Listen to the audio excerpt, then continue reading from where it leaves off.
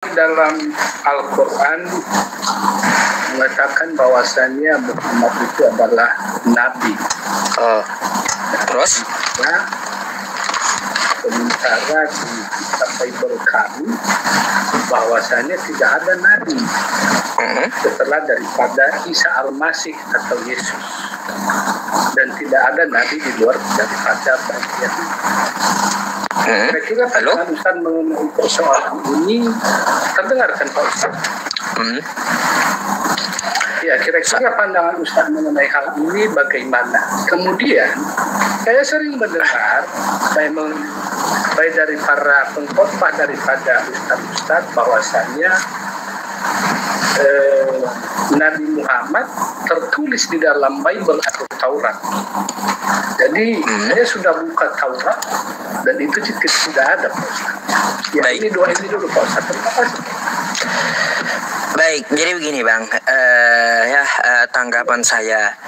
Satu hal dulu tentang yang Anda katakan di terakhir, tidak ada Nabi setelah Isa atau Nabi Yesus. Ada, ya. Masih bermunculan Nabi. Setelah Yesus diangkat masih bermunculan Nabi. Mau ayatnya ada, Kisah Para Rasul 13 nomor 1. Ada 5 nabi di situ yang muncul setelah Yesus. Jadi ungkapan Anda bahwa tidak ada nabi setelah Nabi Isa atau Yesus itu salah. Karena kitab Anda sendiri yang bantah. Di Kisah Para Rasul 13 nomor 1, nabi masih muncul ada 5 di situ. Oke? Silakan Anda buka aja. Yang kedua, tidak ada nabi di luar bangsa Israel. Saya sepakat. Sewaktu Nabi Musa diutus, nggak ada nabi di luar bangsa Israel. Nggak ada. Hanya ada di bangsa Israel, yaitu Musa. Nggak ada nabi di luar bangsa Israel. Habis itu di zaman Yesus, nggak ada nabi di luar bangsa Israel. Saya sepakat. Nggak ada nabi diutus di luar Israel. Tapi ada nabi yang bangsanya itu bukan Israel. Ayub bukan Israel. Terus juga Bileam bukan Israel. Nabi mereka di kitab Anda. Abraham bukan Israel. Ishak bukan Israel. Tuh, sepakat. Artinya tidak ada nabi di luar bangsa Israel. Saya sepakat, hanya di zaman waktu nabi itu diutus. Setelah nabi itu diutus, diangkat Yesus, ada nabi-nabi di luar Israel.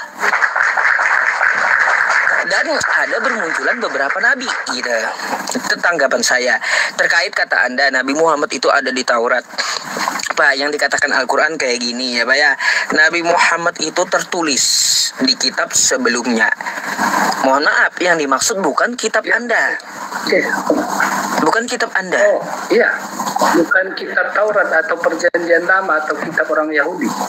Jadi yang dimaksud itu adalah kitab yang dibawa oleh Nabi Musa dan Nabi Isa, bukan kitab setelahnya.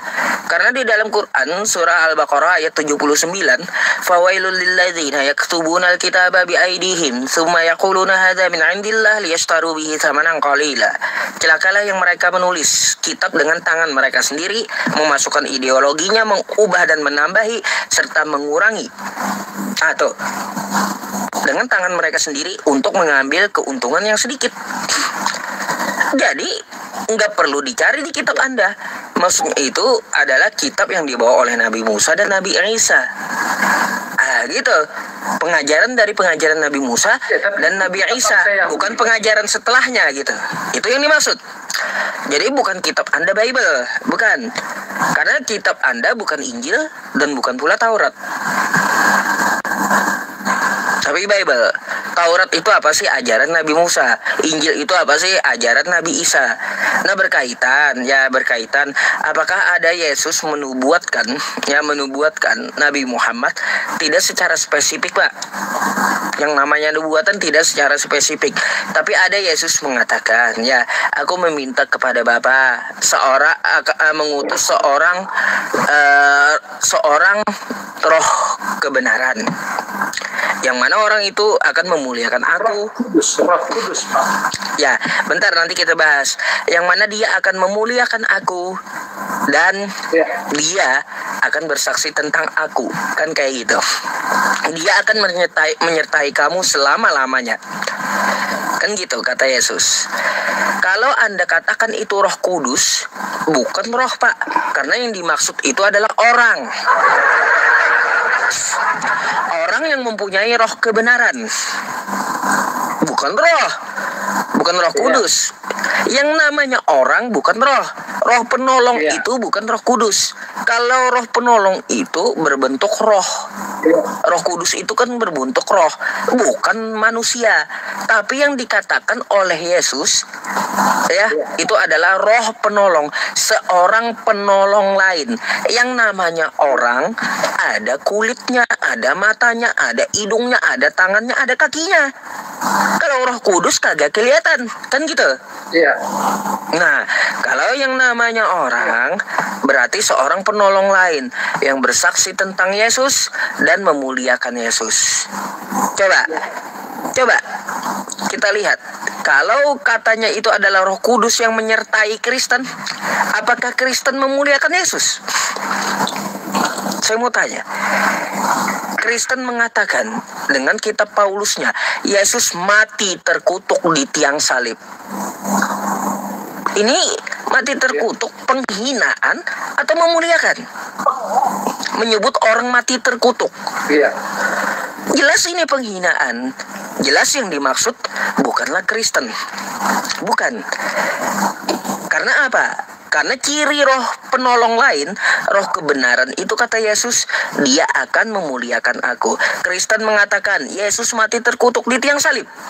Dia diseret tentara Romawi, dia ditombak tentara Romawi, diludahi, ditampar. Ini penghinaan bagi Yesus. Iya, penghinaan bagi Yesus gitu. Artinya apa yang dimaksud bukan Kristen, roh penolong lain itu bukan Roh Kudus, tapi orang yang mempunyai roh penolong lain, yang mempunyai kesaksian tentang Yesus, yang memuliakan Yesus. Coba lihat Pak, Nabi Muhammad itu. Apa kata Nabi Muhammad? Yesus orang benar. Ada Alkitab sama Pak Ustaz? Ada. Gampang. Kalau Anda mau merujuk ke satu ayat nanti silakan. Saya tahu ayatnya di mana. Kan kayak gitu. Nanti Anda sebutkan aja. Yohanes 16. Yohanes 16. Ya. Di situ tercatat di Yohanes 16 ayat 12 sampai 14. Dia Roh Kudus akan memuliakan aku sebab ia akan memberitakan kepadamu apa yang diterimanya daripada aku setelah dia nanti naik ke surga. Terbukti. Saya sedikit saja. Ketika ia sudah naik ke surga, maka murid-murid tinggal. Murid tinggal dan mereka berkumpul di satu tempat, mereka dikejar-kejar, lalu terbukti apa yang dia katakan di sini nanti ketika baik Allah, ya mereka menceritakan, mereka memberitakan tentang Yesus yang hidup ini, Yesus yang bangkit, dan Roh Kudus menyertai mereka, di mana keajaiban atau tanda dan mukjizat yang terjadi ada dan api semacam lilin, kemudian mereka berbicara dalam semua bahasa. Mereka berbicara dalam semua bahasa. Artinya ia akan menyertai engkau. Roh Kudus ini penolong Pak Ustaz, bukan orang. Baik. Sekarang Anda coba buka Yohanes 14 nomor 16. Yohanes 14 nomor 16. Oke Pak Ustaz. Apa yang dikatakan Yesus di situ? Seorang penolong lain, kan gitu. Tadi Anda Yohanes 16 kata Anda.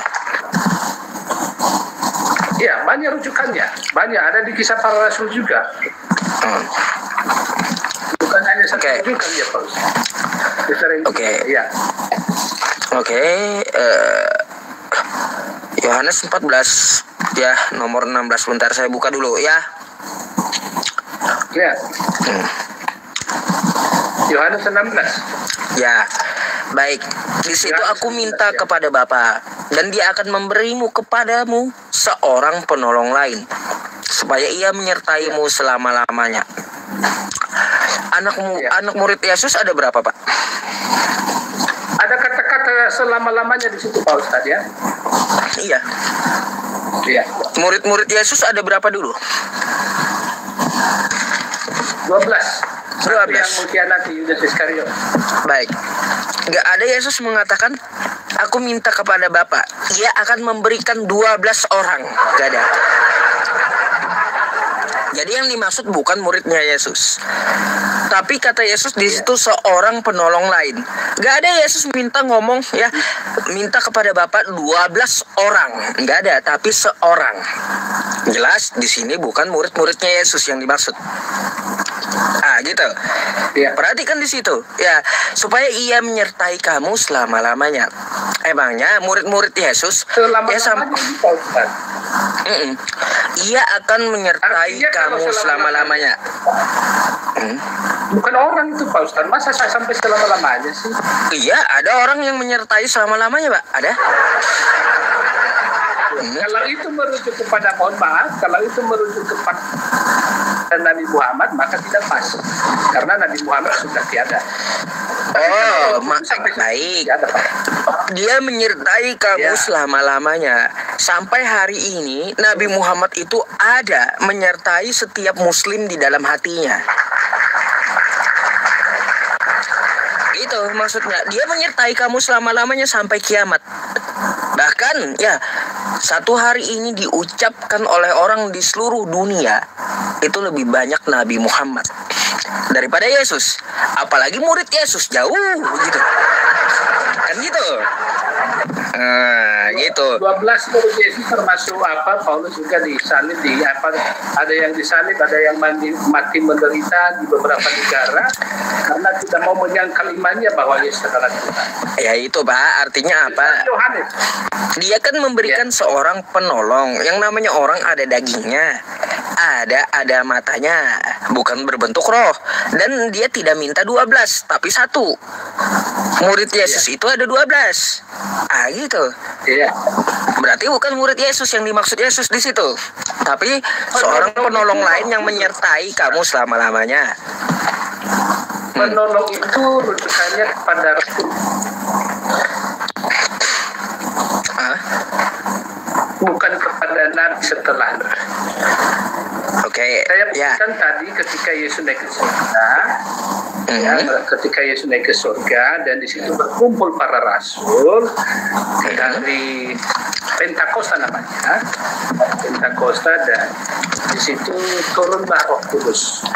Turunlah Roh Kudus pada hari Pentakosta itu, di mana saya memakai bahasa Indonesia, tetapi semua bangsa atau suku bangsa mendengarnya dalam bahasa mereka. Itu mujizat. Baik, Pak, bentar dulu. Yang dimaksud Yesus bukan roh, Pak, bentuk roh bukan. Tapi yang dimaksud Yesus seorang. Ada satu orang, bukan 12 orang. Gimana sih?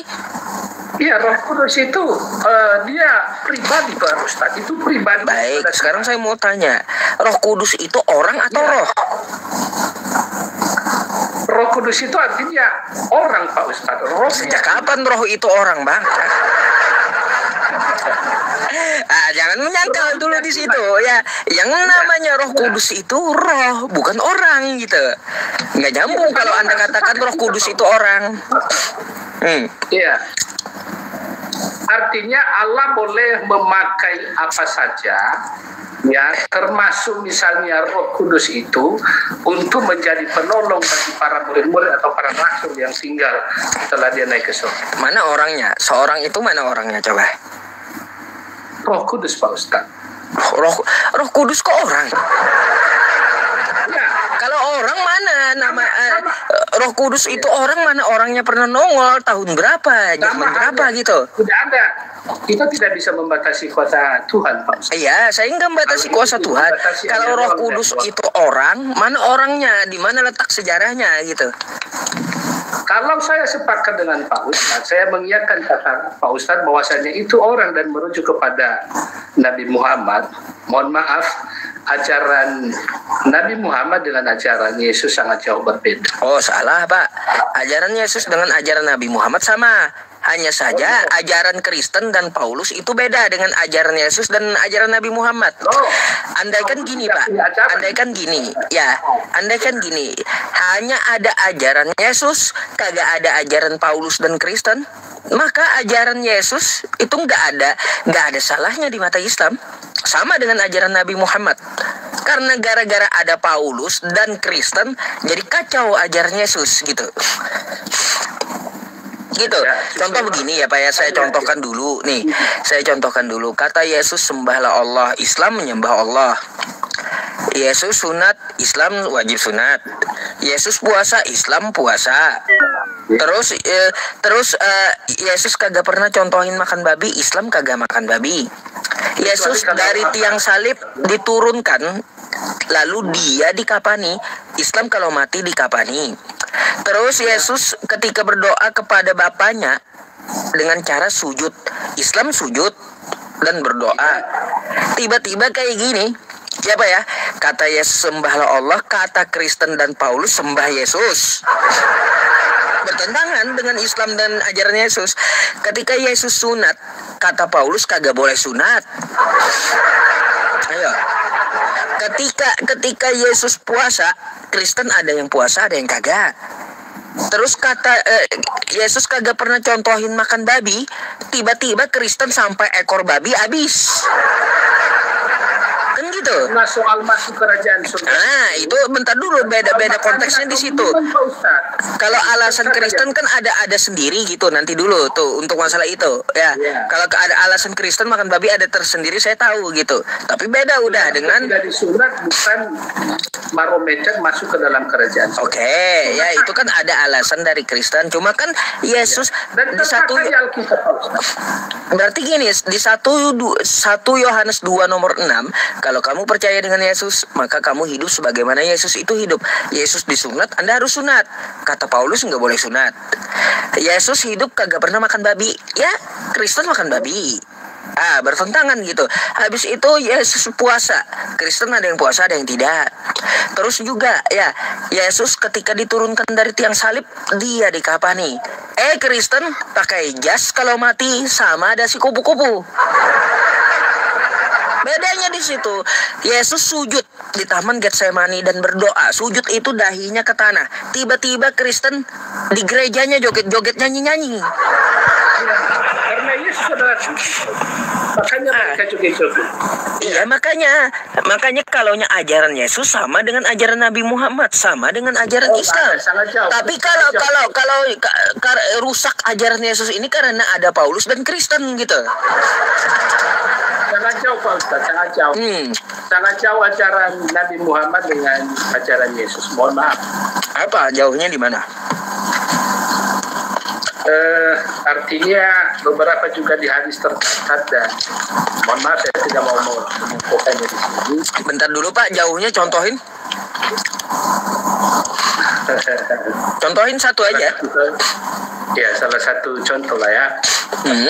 Contohnya misalnya di Ka'bah itu, contoh di Ka'bah. Jadi Yesus tidak pernah menyuruh kami ke Ka'bah. Kata Yesus, kamu akan melihat ya suatu saat nanti bahwa kamu tidak menyembah Tuhan di negeri ini lagi, kata Yesus. Di mana yang dimaksud? Bukan di Israel lagi menyembah Tuhan. Di mana yang dimaksud Yesus? Jadi maksudnya ini Pak Ustadz, artinya tidak lagi di Yerusalem, tetapi gimana? Kamu akan menyembah Allah yang hidup, yaitu di dalam roh dan kebenaran. Kata Yesus, kamu tidak akan menyembah lagi di Yerusalem. Di mana? Di kota mana lagi? Iya, artinya roh dan kebenaran, karena Allah itu adalah roh, seperti yang dibahas ya. Roh itu tidak kelihatan Pak Ustadz. Pak, kalau kita melihat jejak-jejaknya, yang dimaksud Yesus ya adalah di daerah Paran. Itu sudah dinubuatkan dari sejak kitab Israel, di mana dikatakan bahwa Israel tidak akan lagi menyembah di Yerusalem, tapi di sebuah kota yang namanya Paran gitu. Paran itu adalah keturunan. Iya, sebelum Yesus datang sudah dinubuatkan, sudah dinubuatkan. Makanya Yesus mengatakan tidak akan menyembah lagi di kota Yerusalem itu. Kamu akan melihat, dan kemuliaan bangsa Israel akan diberikan kepada bangsa lain. Yang ciri-cirinya ya di dalam Nabi Yesaya, ciri bangsa tersebut dia adalah buta huruf. Nggak pernah saya dengar, Pak Ustaz. Anda buka Yesaya. Makanya masa lebih tahu saya daripada Anda. Kalau persoalan bangsa yang buta itu orang yang tidak mengenal firman-Nya Allah, Pak Ustaz. Itu bangsa yang buta. Bangsa yang buta ya ciri-cirinya ya orang yang tidak mengenal Allah. Kepada bangsa yang buta itu ya Pak ya, ketika dia diturunkan kitab dia ngomong kayak gimana? Bangsa yang buta adalah bangsa yang hidup dalam kegelapan, yang menyembah berhala dan tidak menurut firman Allah. Itu iya, satu-satunya bangsa yang buta adalah bangsa Arab. Makanya bangsa Arab itu sebelum Nabi Muhammad itu datang, mereka nyembah berhala, hidup dalam kegelapan, dan mereka metodenya bukan tulis, tapi apa? Mereka buta huruf, tapi mereka apa? Metodenya hafalan. Makanya banyak syair, gitu. Hafalan. Nah, di situ. Ya? Iya, tujuannya ke situ penyembahannya. Makanya kan di kitab Yesaya itu kalau diberikan. Ya, kalau diberikan kepada orang tersebut, ya kitab yang termaterai tersebut, maka dia akan berkata seperti apa? Aku tidak bisa membaca, katanya. Tuh, akan diberikan ke bangsa itu gitu loh, kemuliaan dari bangsa Israel. Siapa yang dinubuatkan Nabi Yesaya tuh? Itu kitab Wahyu Pak Ustaz. Bukan Wahyu, Yesaya itu. Kalau bangsa yang buta itu merujuk kepada tadi itu saya bilang referensinya itu ke bangsa yang tidak mengenal Allah, bangsa yang tidak mengikuti perintah daripada Allah, hidup di dalam kegelapan. Mereka penyembah berhala setelah keluar dari tanah Kanaan atau tanah Mesir, mereka masuk ke tanah Kanaan yang dijadikan oleh Tuhan. Arahnya kemana, Pak? Mereka memberontak dan menyembah berhala-berhala lain. Arahnya kemana? Ke bangsa Israel. Coba arah perjalanannya itu kemana? Ke Paran? Kalau Paran ini saya kurang tahu maksudnya. Udah pelajari dulu kalau gitu ya. Paran itu daerah mana? Ya Bapak pelajari dulu dah ya, biar Anda tahu Paran itu di mana gitu. Paran itu adalah ke arah Makkah, yang sekarang kota Mekah. Jadi tapi tidak pernah tercatat di Alkitab perjanjian lama. Ada, Anda aja yang kagak belajar. Tunjukkan ayatnya. Ada. Saya senang. Saya tahu itu ya. Aduh. Kalau ada, saya pasti senang mendengarnya. Ini kita sharing-sharing ini, Pak Ustaz. Bagi-bagi pengalaman atau ini. Banyak Pak, di bilangan 12-16 ada satu raja-raja ada tuh. Kejadian 21-21 juga menyebut gurun Paran. Apa tentang Paran itu ya Anda coba pahami, dan di mana daerahnya. Ambil Google Map, di mana itu Paran. Coba. Paran itu sebelumnya ya banyak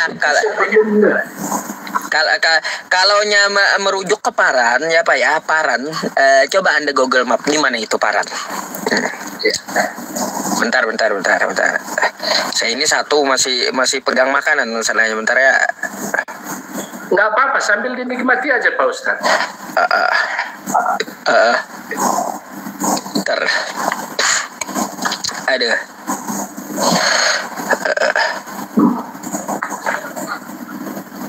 Jadi coba Anda buka tuh ya, banyak cerita Paran di ini Anda, di kitab Anda itu. Sebentar ya. Gurun Paran.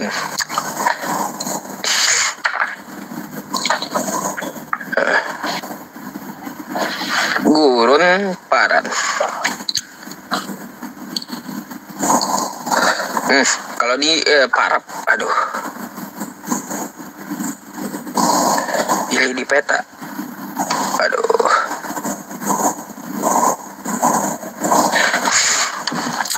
Bentar ya Pak ya nih, saya.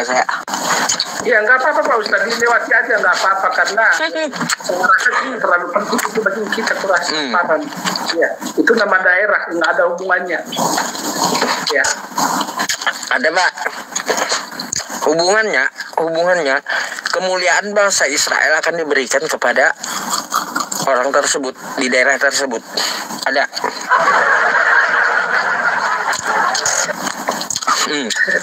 Coba Anda buka dulu pegunungan Paran di mana, kan kayak gitu. Biar Anda pelajari pegunungan Paran. Iya, maksudnya begini Pak Ustadz, keselamatan itu hanya datang dari bangsa-bangsa melalui bangsa-bangsa Yahudi. Jadi ketika Yesus datang ke dunia, lahir di bangsa Yahudi, dia ditolak, lalu ia menjadi batu keselamatan bagi bangsa-bangsa lain. Itu kira-kira ceritanya kalau saya tidak salah, menurut ide atau konsep yang ada di Pak Ustadz. Kalau saya kan dari tadi sepakat kata saya. Tidak ada keselamatan di luar bangsa Yahudi ketika nabinya itu diutus. Tidak ada nabi di luar bangsa Israel. Saya sepakat. Iya. Tercatat tapi iya, tapi ketika saat nabi itu diutus, habis nabi itu diutus banyak nabi di luar Israel. Waktu gini maksudnya itu tidak ada nabi di luar bangsa Israel itu kayak gini Pak ya. Ketika Yesus diutus nggak ada nabi di luar bangsa Israel. Ketika Musa diutus tidak ada nabi di luar bangsa Israel. Tapi ketika Nabi Musa wafat ada nabi di luar bangsa Israel. Contohnya Ayub sama Bileam. Nah, setelah Yesus diangkat ya ada nabi di luar bangsa Israel. Di dalam Alkitab memang tercatat Pak Ustadz bahwasanya setelah Yesus atau Isa ada nabi, tapi nabinya mohon maaf artinya ajaran-ajaran yang memang membelokkan ajaran firman Yesus. Itu nabi palsu.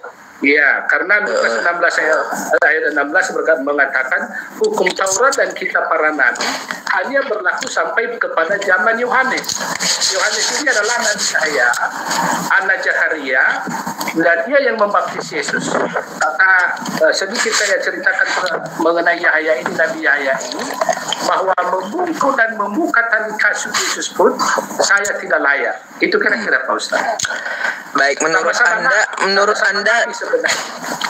Anda nabi palsu itu siapa? Saya kurang tahu Pak Ustaz. Mungkin artinya yang nabi palsu ini adalah nabi yang memang tidak sesuai dengan ajaran Yesus. Itu kira-kira. Dan saya salah tuduh pula karena saya nggak enak. Ya. Baik. Kalau nabi palsu, kalau nabi palsu itu, ya gimana? Lanjut Pak Ustaz. Karena Yesus mengatakan, barang siapa tidak mengakui aku, maka aku juga tidak akan mengakuinya di depan Bapa. Okay. Barang siapa menyangkal anak, maka ia juga menyangkal Bapa di surga. Itu kira-kira Pak Ustaz. Baik, jadi Pak, ciri nabi palsu itu udah dikatakan oleh Yesus di dalam Matius 24. Benar. Ya, camkan kata Yesus. Dari buahnya kan kita dapat mengetahui ya, dari buah pengajarannya. Satu ya. Yang kedua, ciri-cirinya seperti apa? Ciri-cirinya dia ada di padang gurun. Oke? Saya juga nggak ada diceritakan masalah di padang gurun. Oh, Matius 24 coba Anda buka.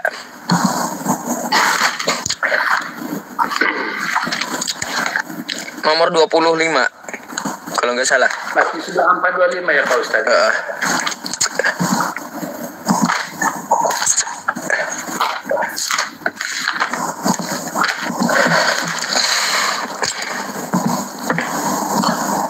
Matius, siksaan yang berat dan Mesias palsu. Camkanlah aku sudah mengatakannya terlebih dahulu kepada. Lanjut. Ya, ini artinya jadi apabila orang berkata kepadamu, lihat ia ada di padang gurun, janganlah kamu pergi ke situ. Atau lihat ia ada di dalam balik, janganlah kamu percaya. Dalam bilik jangan kamu percaya, kata dia kan gitu. Ya. Lanjut 27-nya. Nah, sebab sama seperti kilat memancar dari sebelah timur dan melontarkan cahayanya sampai ke barat, yang pula nggak kena kedatangan anak manusia. Anak manusia ini Pak Ustaz. Oke, jadi jelas anak manusia adalah Yesus. Jadi kata Yesus ya, ciri nabi palsu itu ya dia katakan dia ada di padang gurun. Dia ada dalam bilik, dan dia ketemu Mesias dalam bentuk cahaya kilat. Jangan salah mengartikan Pak Ustadz. Ini perkataan Yesus ketika orang bilang dia ada di A, jangan dia ada di B, dia ada di C. Dia tidak menuduh bahwasanya ini hanya contoh. Lihat, ada orang yang berkata dia ada di padang gurun. Itu hanya menjelaskan kata-kata ini Pak Ustadz. Iya, coba Anda buka judul perikopnya. Itu kan tentang masalah siksaan yang berat dan Mesias palsu. Iya. Toh kan ada nabi palsu di situ dijelaskan oleh Yesus. Betul nggak? Di sini di 23 dicatat, lebih jelasin lagi di 23 di ayat 23. Pada waktu itu jika orang berkata kepada lihat Mesias ada di sini atau Mesias ada di sana, jangan kamu percaya. Artinya itu hanya perumpamaan yang diberitakan oleh yang disampaikan. Lanjut 24-24-nya coba. Iya, sebab Mesias palsu dan nabi-nabi palsu akan muncul. Iya, dan mereka akan mengadakan tanda-tanda yang dahsyat dan mukjizat. Kiranya mereka menyesatkan orang-orang pilihan juga. Baik. Ya. Terus apa lagi kata Yesus? Camkanlah, kata Yesus kan? Yes. Aku sudah mengatakannya kepadamu lebih dulu. Jadi, apabila orang berkata kepadamu, lihat ia ada di padang gurun. Satu cirinya di padang gurun nabi palsu itu. Iya. Yang kedua dia di dalam bilik. Oke. Yang kamar ya Pak, ruangannya. Bilik itu kan macam-macam Pak. Bilik, kamar, penjara bisa. Bilik penjara kan kamar bilik itu ya. Terus kata Yesus, dia ketemu Mesias itu di padang gurun bentuk kilat tuh. Seperti kilat yang memancar dari sebelah timur. Iya. Satu-satunya yang memenuhi perkataan Yesus ini adalah Paulus, Pak. Satu-satunya yang dimaksud oleh Yesus nabi palsu itu adalah Paulus. Coba Anda buka. Ya, bukan nabi Pak Ustaz, ya rasul itu. Bentar. Coba Anda buka di Kisah Para Rasul 9. Paulus ke Damsyik. Damsyik itu padang hutan atau padang gurun? Menangkap Yesus itu menangkap murid-murid Yesus itu Pak Ustadz. Ya pergi ke Damsyik untuk menangkap rasul. Oke, sekarang saya tanya dulu Pak. Damsyik itu padang hutan atau padang gurun? Kurang tahu saya apakah Damsyik jelas padang gurun Pak. Ada di Raja-Raja. Damsyik itu padang gurun. Oke. Di situ Paulus ketemu yang katanya ketemu Mesias atau ketemu Yesus. Dalam bentuk cahaya. Lalu dia ngomong, akulah Yesus. Ini ciri-ciri palsu yang dikatakan Yesus, camkan. Aku udah mengatakan kepadamu jangan percaya sama dia. Itu kata Yesus. Satu-satunya kata Yesus nabi palsu itu adalah Paulus. Itu ciri-cirinya. Coba Anda juga ke 1 Petrus ya. Nomor 1. Nabi palsu atau pengajar palsu itu, Pak ya, dikatakan oleh Petrus dia menemui murid-murid Yesus. Pak? Halo Pak? Ya, masih ada Pak Ustaz, masih ada. Iya. Jadi kata Petrus di 1 Petrus ya, di 1 Petrus apa 2 Petrus? 1 Petrus kalau nggak salah Pak ya. Jadi yang namanya nabi palsu itu dia datang ke murid-muridnya Yesus. Gitu. Oke? Nah, begini Pak. Ya. Boleh saya klarifikasi, boleh saya jawab? Belum selesai. Itu ciri-cirinya yang saya katakan sama Bapak gitu ya. Jadi di situ dikatakan oleh Yesus dan Petrus, ciri-ciri nabi palsu itu adalah datang kepada murid-muridnya Yesus. Kira-kira siapa gitu? Ya, berarti di zaman murid-muridnya Yesus dan ngaku ketemu Yesus di padang gurun. Habis itu Pak, ya ciri-ciri dari yang dikatakan Petrus dan Yesus ini satu-satunya merujuk ke Paulus. Lalu kata Anda Paulus bukan nabi, betul? Salah. Coba Anda buka Kisah Para Rasul 13 nomor 1. Enggak, kita masuk, kalau boleh kita masuk ke intinya aja, Pak. Pak Ustadz kan bilang bahwasanya Paulus adalah nabi palsu atau mesias palsu atau rasul palsu. Iya, dia adalah nabi palsu. Ya, kita buktikan. Ini kan perlu pembuktian. Itu intinya sebenarnya. Jadi biar nggak melebar kemana-mana. Oke. Jadi menurut Pak Ustadz, kalau siapa si Paulus adalah nabi palsu atau rasul palsu, kira-kira apa yang bertentangan tulisan-tulisan daripada Paulus mengenai Yesus? Oke. Kata Yesus kan dari buahnya lah kan kita dapat lihat ajaran nabi palsu itu. Kan gitu. Iya. Semua para nabi semua para nabi ya menyuruh menyembah Tuhan yang mana Tuhannya itu bukanlah manusia. Iya. Bukan anak manusia. Tiba-tiba Paulus menuhankan Yesus. Miliaran manusia tersesat gara-gara Paulus. Dari buahnya lah kata Yesus ya, dia menyesatkan orang-orang banyak. Tuh dari buahnya ketahuan. Yang para nabi menyuruh menyembah Tuhan, tiba-tiba si Paulus ini menyuruh menuhankan Yesus. Dari buahnya aja ketahuan kata Yesus. Jadi begini Pak Ustadz, jadi dulu kita kembali ke belakang, nanti baru saya bahas persoalan Paulus. Paulus ini adalah seperti yang disampaikan sebelumnya, dia seorang jenderal atau panglima, dan dia ditugaskan untuk menangkap para murid. Lalu di tengah jalan di Damsyik, Yesus menyatakan kemuliaannya dan menangkap si Paulus menjadi muridnya. Terbukti dia buta beberapa, dan dia bercakap, dan mereka melakukan percakapan dengan kilat itu atau Yesus. Akulah Yesus itu, kata Yesus, akulah Yesus yang engkau aniaya Paulus. Jadi artinya seketika juga matanya buta, dan Yesus berpesan melalui roh, melalui nubatan kepada, kalau saya tidak salah, Ananias, bahwasannya akan datang nanti si Paulus dan sembuhkan matanya nanti. Dan ketika Paulus pergi ke daerah yang ditujukan oleh Tuhan Yesus, maka disembuhkanlah matanya dan kemudian ia menjadi pengikut Yesus. Nah, makanya Paulus itu rela mati, tidak menyangkal bahwasanya Yesus adalah Tuhan, karena ia bertemu sendiri dengan Tuhan Yesus.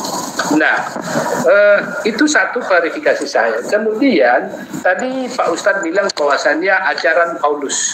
Saya mau bilang bahwasanya tidak ada ajaran Paulus, Pak Ustadz. Yang ada adalah ajaran Yesus, yaitu firman Tuhan, dan tidak ada yang bertentangan dengan apa yang disampaikan oleh Rasul Paulus. Nah, artinya dari sebelumnya juga, bukan hanya di saat ada Rasul Paulus. Di kitab Perjanjian Baru, nanti juga di Perjanjian Lama banyak dikisahkan dan diceritakan bahwasannya Yesus itu adalah Tuhan. Ya, bahkan Yesus itu yang membuat dunia, dan bahkan di 1 Yohanes 1 mengatakan Yesus sama dengan firman. Di Yohanes 1 ayat 10, dunia ini dijadikan olehnya. Nah, itu kemudian di ayat 14 kalau saya tidak salah ingat, dan dunia tidak mengenal dia. Ia datang kepada milik kepunyaannya, ia menjadi manusia. Ya, ia telah menjadi manusia. Kemudian di dalam beberapa ayat dikatakan ketika Yesus disembah, ia tidak ditolak. Ketika ia dipanggil guru dan Tuhan, ia juga tidak ditolak. Nah, ia juga mengampuni dosa. Siapa sih yang mengampuni dosa? Secara logika yang bisa mengampuni dosa, saya tidak tahu bagaimana dengan orang kita Islam yang berhak mengampuni dosa itu hanya Allah. Tapi Yesus berhak mengampuni dosa karena anak manusia ini sama dengan Yesus adalah berhak dan punya hak untuk mengampuni dosa. Aku dan Bapa adalah satu. Sebelum Abraham ada, aku sudah ada. Sebelum dia dijadikan, aku telah ada. Itu kejauhan Pak pembahasannya, panjang lagi kita bahas ke situ. Saya bisa bahas itu satu persatu nanti. Karena persoalan Pak Ustadz tadi bilang bahwasannya kita bahasnya nabi palsu dulu tadi. Sebagai Tuhan. Nah, ini kan persoalannya, makanya saya ceritakan sedikit ini Pak Ustadz. Tapi kalau mau lagi masih banyak ayat-ayat lain yang mendukung Pak Ustaz. Iya. Terus kira-kira ya, kira-kira kalau Anda mengatakan bahwa Yesus mengampuni dosa di umat Islam, saya pun bisa mengampuni dosa, masalahnya Pak, gitu. Orang mencuri barang saya, orang itu berdosa sama saya, gitu. Ya. Jadi ketika dia datang minta ampun sama saya atas dosa pencuriannya terhadap barang saya berhak mengampuni dosa dia. Bisa saya ampuni dosa dia. Jadi nggak ada wahnya bisa ngampuni dosa itu, gitu. Ini konsep yang berbeda Pak Ustaz. Konsep yang berbeda dalam arti ketika si A melakukan kesalahan kepada kita, maka kita berhak mengampuninya, kita berhak memaafkannya, dan itu lagi.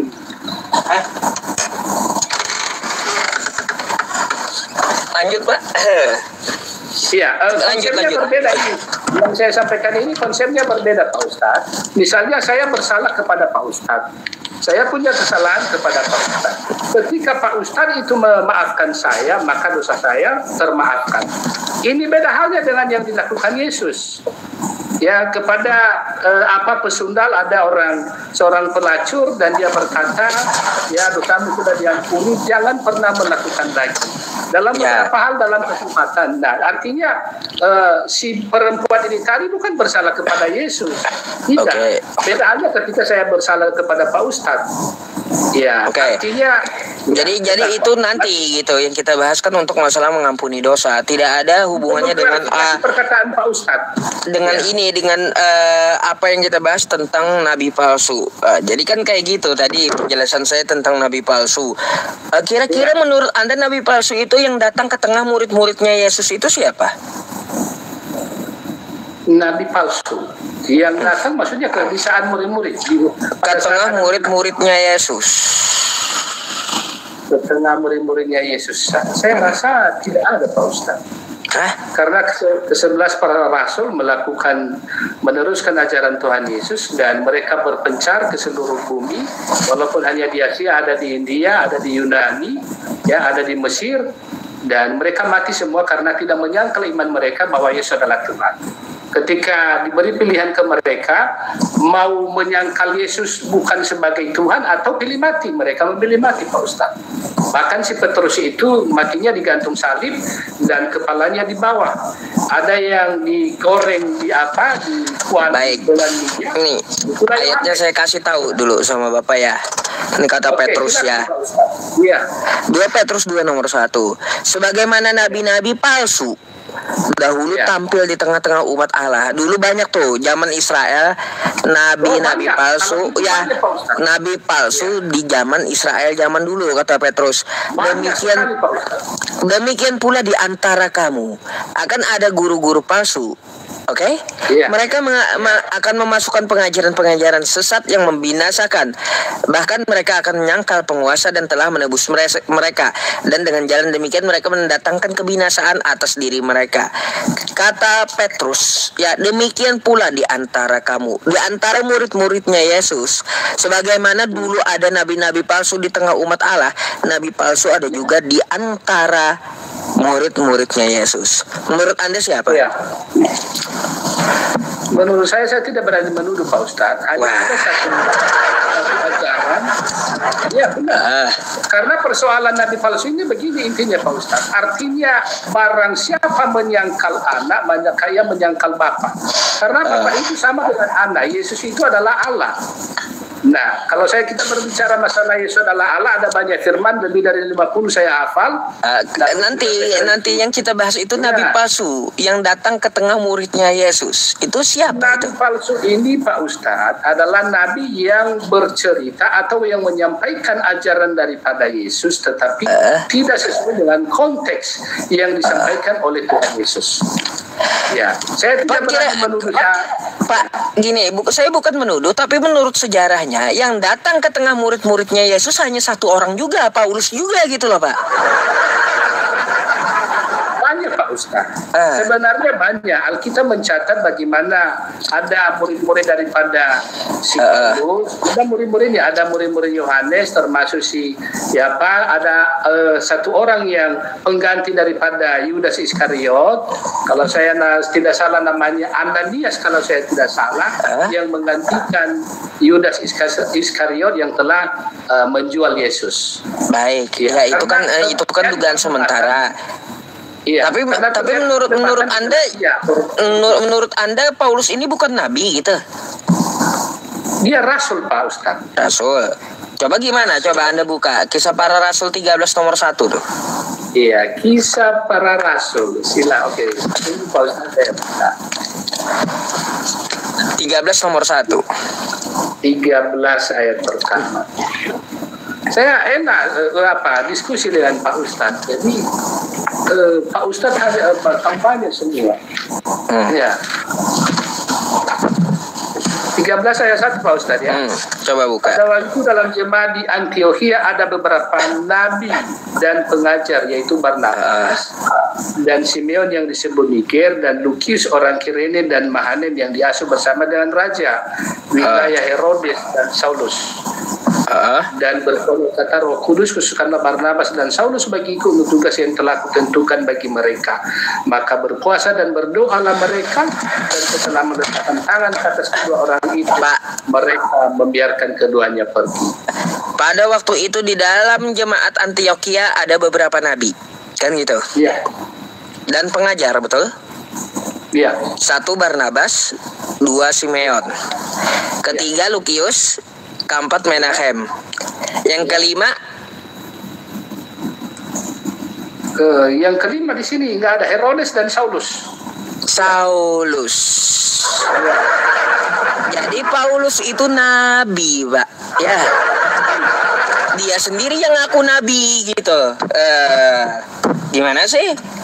Ini bukan nabi palsu, Pak Ustadz. Ini Barnabas dan Saulus diutus judulnya.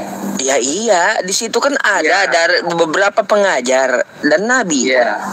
Itu. Jadi pangkat Paulus itu bukan rasul tapi nabi dan pengajar pangkatnya menurut pengakuan dia sendiri di Kisah Para Rasul. Iya. Ini yang bercerita Barnabas dan Saulus. Ini Kisah Para Rasul ini, kalau saya tidak salah, ini para rasul yang bercerita, bukan Paulus, Pak Ustaz. Pak, di situ ya Pak ya, Kisah Para Rasul tulisan Lukas dan Paulus, nggak ada dengan yang lain hubungannya. Iya, maksud saya. Jadi referensinya dari Lukas juga, dari Lukas, Paulus yang menuliskan, kan kayak gitu. Di situ dia Saulus itu dia ngaku sebagai nabi gitu, dia sendiri yang ngaku. Kayak gimana sih? Kan gitu. Lalu apa persoalannya kira-kira Pak Ustadz ketika si Saulus ini dikatakan nabi? Apa masalahnya? Ya genap sudah ya apa yang dikatakan dari ciri-cirinya Yesus ya. Nabi palsu itu ya dilihat dari buahnya. Habis itu dia ngaku ketemu Mesias di padang gurun seperti kilat. Itu Paulus juga tuh. Habis itu kata Petrus, dikuatkan Petrus ya.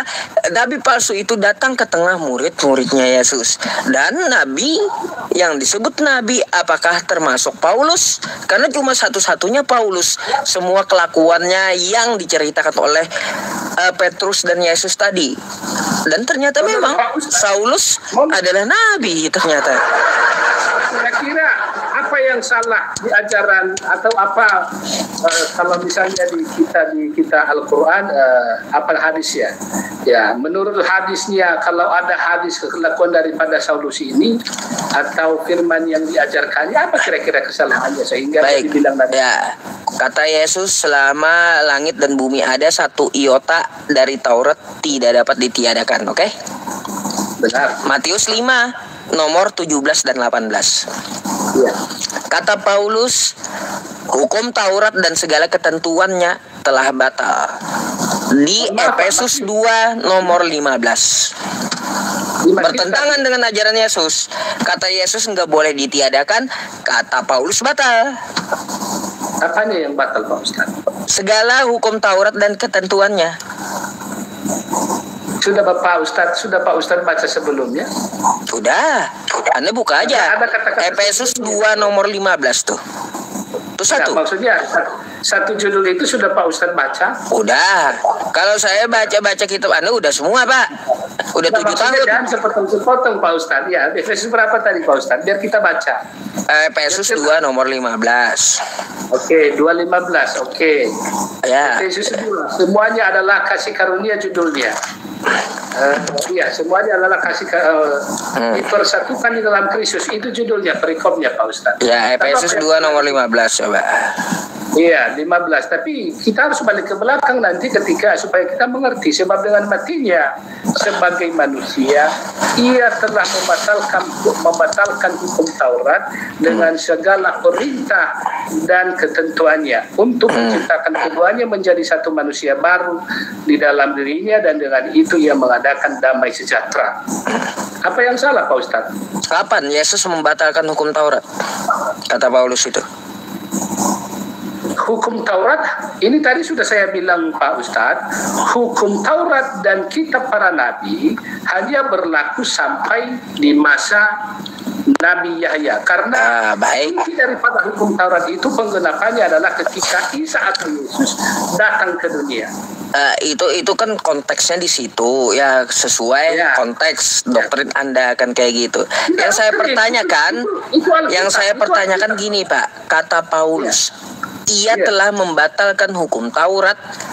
Di mana Yesus membatalkan hukum Taurat itu di mana? Nah, oke, begini, ini pemikiran yang ada di dalam pikiran Paulus lalu dituangkannya dalam satu buku di jemaat di Efesus ini Pak Ustadz. Jadi sebelumnya kalau orang berdosa, orang berbuat salah, maka cara meminta ampun kepada Tuhan adalah dengan darah. Tanda kutip Pak Ustadz, dengan darah. Baik di zaman dulu, zaman bangsa-bangsa Yahudi, zaman Musa, zaman setelahnya, artinya semuanya darah persembahan, darah hewan. Tetapi batal ketika Yesus datang ke dunia. Kenapa batal? Karena yang menggantikan darah binatang hewan untuk meminta ampun kepada Tuhan adalah darah Yesus sendiri. Makanya orang Kristen sampai saat ini tidak lagi memotong binatang untuk meminta pengampunan dosa kepada Allah yang di atas. Baik, kalau itu doktrin dari Kristen kayak gitu saya tahu Pak. Yang saya tanyakan, kata Paulus gini, ia telah membatalkan hukum Taurat dengan segala ketentuannya dan perintahnya. Saya mau tanya, sejak kapan Yesus membatalkan Taurat? Di mana ucapannya? Ada tertulis di dalam kitab Taurat, mata ganti mata, ganti gigi. Ini Yesus perjanjian baru, Pak. Nah, di Yesus perjanjian baru, kasihilah sesamamu manusia. Iya, di mana dia mengatakan ini Taurat batal? Ini banyak ini ya. Jadi artinya banyak hal-hal yang memang di perjanjian lama itu ketika Yesus datang ke dunia, dia membawa ajaran kasih. Baik. Termasuk persembahan darah. Tahu saya itu. Yang di atas. Ya, yang kita cari ini, Pak. Hewan. Ya. Yang kita cari ini sesuai perkataan Paulus. Yesus itu membatalkan Taurat. Itu di mana? Artinya, tadi kan sudah saya sampaikan Pak Ustadz. Jadi konsepnya ini kasih karunia. Boleh saya baca ya supaya jangan juga saya salah mengerti. Iya, baca aja. Ini saya bacakan buat Anda nih ya. Di dalam Kristus. Nih saya bacakan langsung nih. Sebab dengan matinya sebagai manusia, kata Paulus, ia telah membatalkan hukum Taurat dengan segala perintah dan ketentuannya. Pertanyaannya gini, sejak kapan Yesus membatalkan Taurat? Mana ayatnya dia batalin Taurat gitu loh. Nah, ini saya sudah baca Pak Ustadz. Rupanya yang mereka perdebatkan ini adalah soal sunat. Jadi kenapa ada dua kubu di Efesus ini, yaitu harus bersunat dan tidak bersunat. Lalu timbullah persoalan di jemaat Efesus, bagaimana kami kan bukan keturunan Abraham, kami bukan keturunan Yahudi. Jadi Efesus ini bukan keturunan bangsa Yahudi Pak Ustadz. Jadi sunat itu diberikan kepada keturunan bangsa Yahudi. Itu adalah perjanjian Allah dengan Abraham. Sekali lagi nih Pak, coba mungkin kita baca ya, cerna ayatnya ya. Ya. Ia telah membatalkan hukum Taurat dengan segala, paham kan kosakata segala perintah dan Saya ketentuannya. paham, benar. Bukan masalah sunat doang. Ya, Babi paham. haram jadi halal, sunat iya juga. Terus membunuh 10 hukum Taurat batal semuanya. Sejak kapan, pertanyaannya, sejak kapan Yesus membatalkan itu? Paulus ini bisa-bisanya ngarang gitu. Begini Pak Ustaz. Kita bukan ngarang. Kalau kita buka Alkitab ada Pak Ustaz. Dulu Pak Ustaz, diharamkan makan babi. Ada di perjanjian lama. Tetapi ketika Yesus datang ke dunia, Alkitab mencatat perkataan Yesus bahwa bukan yang masuk ke dalam mulut, turun ke dalam perut, lalu turun dibuang ke jamban, itu yang menajiskan orang. Itu yang sindiran. menajiskan orang adalah Itu sindiran Yesus terhadap orang munafik. Bukan bicara makanan dia. Coba Anda baca perikopnya, Yesus nggak ada bicara makanan di situ. Yesus lagi menyindir orang munafik gitu. Iya benar. Dan juga di para rasul mengatakan bahwasanya persoalan makanan atau minuman bukan soal kerajaan surga. Tetapi persoalannya adalah dari hati, keluar dari bibir, lalu keluar dari mulut. Kalau yang masuk di dalam itu, masuk di dalam perut, ya udah dibuang ke jamban. Artinya gini kan Pak, nggak ada secara tekstual dari ucapan Yesus Taurat itu batal, nggak ada. Satu titik, satu koma pun tidak akan ditiadakan, kata Yesus. Harus digenapi Pak. Harus digenapi, iya. Ya, tidak dapat ditiadakan. Lalu kenapa kata Paulus Yesus telah membatalkan Taurat? Di mana-mana Paulus ini ngarang. Sebenarnya dia nggak ngarang Pak Ustaz. Nah, ya di mana Yesus berkata Taurat telah batal dari segala perintah dan ketentuannya? Di mana itu? Ya, kita para nabi termasuk makanan, termasuk hal-hal yang memang kita perdebatkan sampai saat ini. Dan ini di Lukas 16 ayat 16, hukum Taurat dan kita para nabi berlaku sampai kepada zaman Yohanes. Kenapa? Karena inti daripada kita para nabi itu merujuk kepada Yesus, kepada Sang Mesias.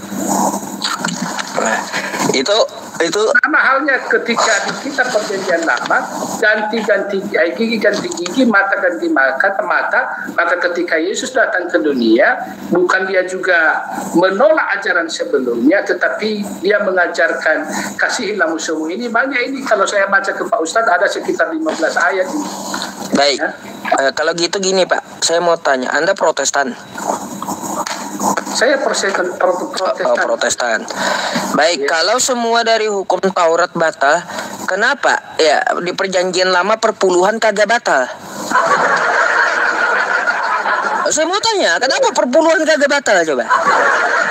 Sebenarnya perpuluhan ini Pak Ustaz, ini hasil dari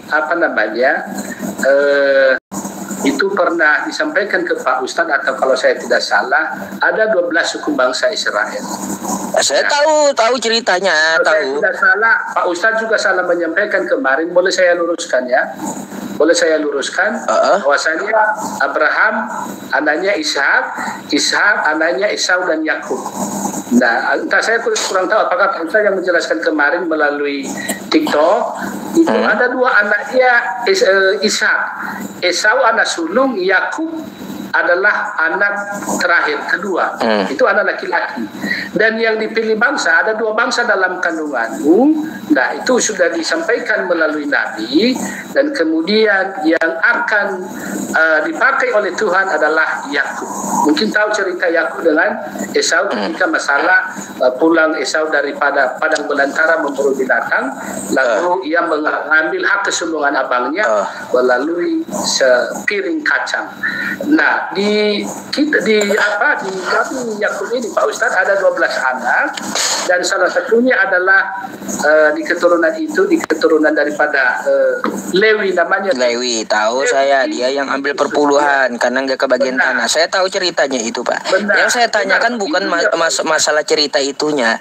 Kalaunya segala perintah dan hukum Taurat batal, ya korban hewan batal, sudah. Terus sunat sudah batal, kan kayak gitu. Ya, semua yang di Taurat babi jadi halal. Ya, artinya sudah digenapi semuanya. Lalu kenapa perpuluhan kagak batal, coba? Ini bukan persoalan batal atau tidak batal, Pak Ustadz. Iya. Bukankah perpuluhan itu diberikan kepada bangsa Lewi atau suku Lewi? Kan udah digenapi. Mendapatkan tanah. Kan udah digenapi. Ya, bangsa yang perjanjian lama. Iya. Kalau kau udah digenapi, ngapain pula dipakai pula? Sampai sekarang gitu masih aja pendeta tarik perpuluhan. Kalau persoalan perpuluhan itu sebenarnya Pak Ustadz, ya menurut ini juga artinya tidak ada paksaan. Karena itu perintah Tuhan kepada bangsa Yahudi atau kepada Nabi saya kurang. Wah, kalau sakit-sakit batal semua, Pak. Kalau enak-enak masalah duit kagak batal. Kacau juga ini. Kalau masalah sakit-sakit sunat sakit, babi ya enak kan kayak gitu kagak batal kalau perpuluhannya. Macam mana ini? Kalau urusan duit kagak batal, padahal udah digenapi katanya. Kalau digenapi kenapa ini nggak batal ini masalah duit? Coba. Standar ganda di situ, Pak. Macam mana pula? Tidak standar ganda, Pak Ustaz. Karena persoalannya tidak pernah Yesus mengatakan, Yesus bilang berikan kepada kaisar kaisar ini pemerintah dan berikan kepada Allah apa yang menjadi bagian daripada Allah. Udah, kesimpulannya gini aja, Pak. Ya, berarti kalau nyom masalah urusan duit lain cerita dah. Kayak gitu aja dah. Urusan duit lain cerita dah. Ya kan kalau sunat diganti sunat hati tuh, ya kan kayak gitu. Kalau kematian diganti kematian rohani. Enggak ada nih. Kalaunya masalah perpuluhan rohani atau perpuluhan hati enggak ada. Tetap harus duit bayar gitu. Tetap berlaku itu, kan gitu. Persoalan sunat itu masih berlaku sampai sekarang. Karena Allah berjanji kepada Abraham supaya seluruh keturunannya dan orang-orang yang ada di rumahnya harus disunat. Nah, terjadi perdebatan. Kan saudara saya bilang tadi terjadi perdebatan. Jadi artinya ketika Rasul Paulus menyampaikan sampai dia ke Efesus di luar daripada bangsa Israel, lalu terjadi perdebatan. Nah, ketika terjadi perdebatan, jadi bukan persoalan masalah sunat karena itu disampaikan kepada orang Yahudi atau kepada Abraham pada saat itu. Bagi yang mau sunat silakan sunat, bagi yang tidak jadi persoalan Bapak. Sama halnya dengan orang kita di Al-Quran, ketika tersesat atau ketika tidak ada jalan kedua, walaupun babi haram kan boleh dimakan kalau tidak salah Pak Ustadz ya. Ya semua yang haram boleh dimakan, Pak. Khamar pun boleh diminum. Tuh haram khamar boleh diminum tuh. Apalagi cuma babi. Kalaunya khamar alkohol tuh boleh juga diminum. Padahal haram di Quran. Yang haram-haram tuh kalau untuk masalah makanan bisa kita makan gitu, tergantung kita mau melanggar atau tidak kan gitu. Ini beda dengan cerita perpuluhan, beda Pak, beda gitu, beda. Sudah clear ya dengan artinya referensi saya itu Pak Ustadz, persoalan itu Pak Ustadz atau tidak ya itu tergantung dari Pak. Ya udah, kalau gitu Pak, karena udah jam 1 malam di tempat saya, mungkin sebelum kita bubar ada yang mau Bapak sampaikan gitu? Bisa kita sambung besok? Boleh Pak Ustadz, boleh. Sebenarnya silakan. Mau tanya tapi besok aja. Iya, karena kayaknya mata saya udah juga nggak tahan lagi gitu. Ngantuk jam 1 malam. Besok kita sambung gitu. Ustadz. Silakan, mungkin ada yang mau Anda sampaikan sebelum kita tutup. Oke, terima kasih Pak Ustadz. Jadi terima kasih juga sudah masuk komal Pak Ustadz. Saya sedang bersharing dan bertukar pikiran dengan Ustadz. Mohon maaf kalau ada yang salah dengan kata-kata saya Pak Ustadz. Dan apa yang saya sama-sama Bapak. Sesuai dengan yang ada di Alkitab. Terima kasih. Sama-sama Pak, nanti kita bisa berdiskusi kembali gitu ya Pak ya, di lain waktu mungkin besok atau seterusnya lusa. Oke? Oke, selamat malam Pak. Saya izin turunkan dulu ya. Ya, selamat. Iya teman-teman, itulah hasilnya dari Pak Giawa gitu ya, diskusinya. Ini saya heran aja, kalau semua perintah dan ketentuannya udah digenapi, udah batal, kenapa perpuluhan kagak batal-batal kan gitu. Itu yang bikin saya heran. Memang beda kalau urusan duit ya. Memang beda urusan duit. Makanya sering kan saya tawarin sama teman-teman Kristen ya, sama pendeta Yusuf PI ya, bayarnya 20%. Saya ajarin 1 bulan, jamin bulan depan itu kagak nyembah manusia lagi kan gitu. Tapi kalau sama Pak Pendeta ya bayar 10%, bulan depan tetap nyembah manusia. Lebih baik belajar sama Pendeta Yusuf PI kan gitu. 20% aja pasti berhenti Anda nyembah ya. Oke teman-teman semuanya di YouTube juga ya, karena di tempat saya udah jam 1 malam dan saya udah menemani Anda sekitar 5 jam gitu ya teman-teman. Capek juga nih belakang saya sama mulut saya ya.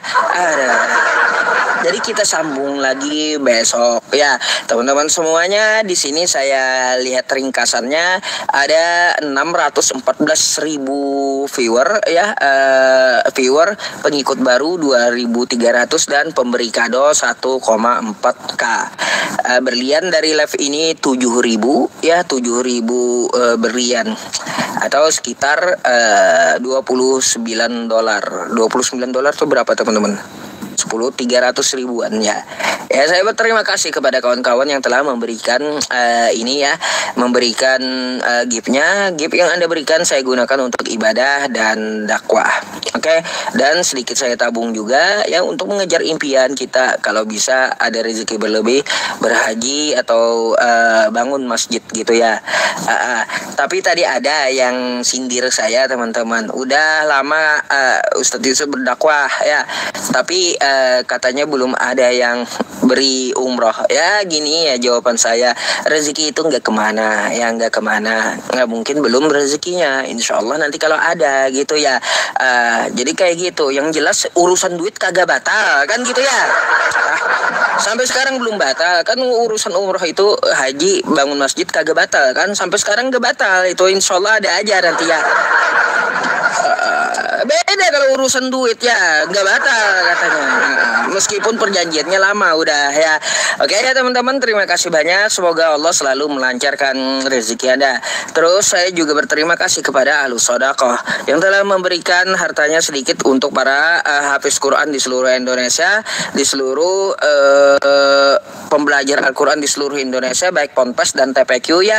Jika teman-teman Bapak Ibu muslimin dan muslimat ingin berpartisipasi ya untuk beramal jariah, memberikan adik-adik kita mushaf gratis untuk mereka belajar Al-Quran dan menghafal Al-Quran, Anda bisa hubungi saya di nomor WhatsApp 082156568866. Anda juga bisa konfirmasi di situ ya teman-teman. Yang di YouTube ya saya juga sematkan nomornya di YouTube ya. Tuh, silakan Anda, mungkin untuk orang tua BIN-nya tolong ditulis juga di situ ya. Anda kirim berapa kan bisa konfirmasi di WhatsApp tersebut ya teman-teman semuanya. Nanti saya cek ya insya Allah, dan doakan juga ya teman-teman yayasannya cepat jadi. Dan saya berterima kasih kepada Ahlus Shadaqah. Semoga Allah Subhanahu wa taala mencatat amal jariah atau amal dari sedekah Anda kepada para santri ya, kepada pembelajar Al-Qur'an sebagai amal yang dicatat Allah untuk mengantarkan Anda dan keluarga ke jannahnya Allah Subhanahu wa taala. Amin ya rabbal alamin. Oke teman-teman semuanya ya, mari kita menutupnya dengan doa bersama. Apa sih arti doa yang saya baca ya, kata oternya. Nitennya yang saya baca ya nih ya, saya meminta kepada Allah agar ya semua permasalahan dalam hidup kita diselesaikan dan diberikan rezeki yang cukup lagi halal ya, diselamatkan dalam beragama agar tidak mudah tergelincir sampai murtad, terus disehatkan badan, dimudahkan rezeki ya, terus juga dirahmati dalam hidup diringankan sakaratul maut, dan dirahmati di alam barzah.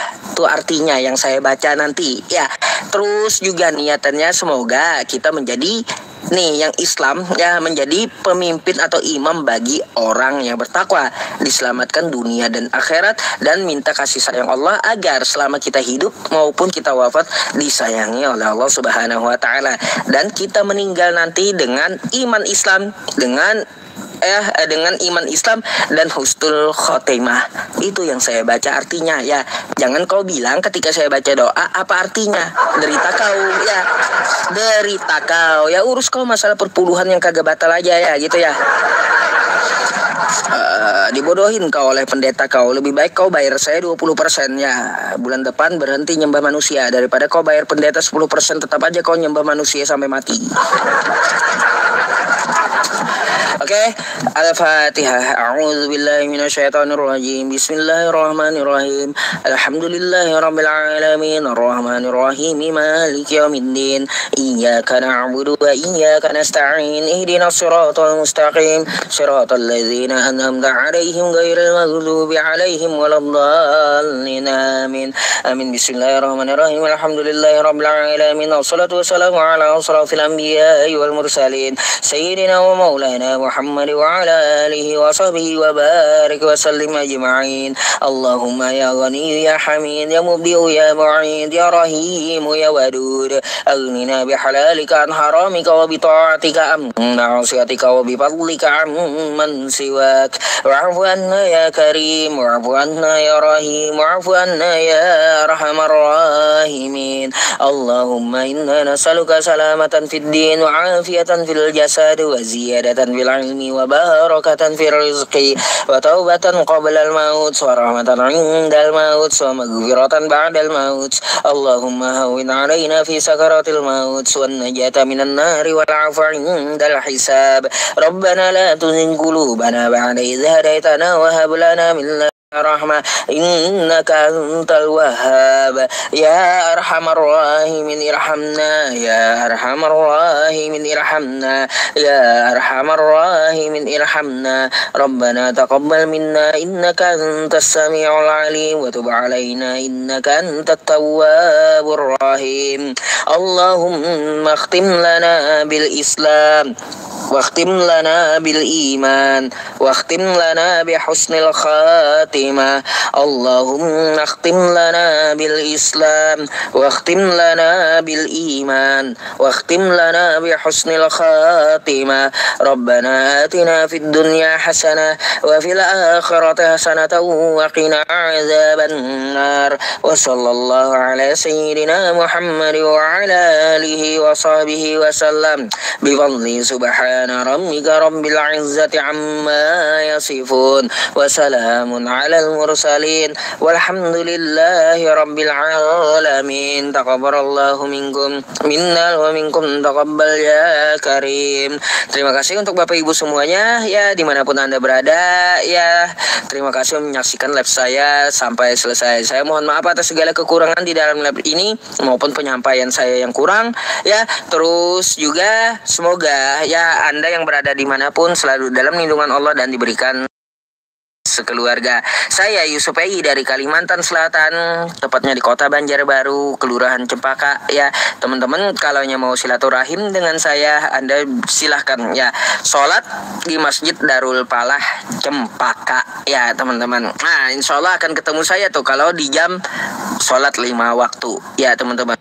Nah mau subuh, mau zuhur, asar, maghrib, isya ya insya Allah ketemu saya di situ. Kemarin ada Bapak dari Bati-Bati di luar kota, beliau ketemu saya dan sering lihat live streaming saya. Kaget beliau yang ternyata yang pimpin zikirnya saya gitu. Kaget beliau. Oke ya teman-teman semuanya, barakallahu fikum, al-afu minni ya. Assalamualaikum warahmatullahi wabarakatuh. Wallahu a'lam bishawab.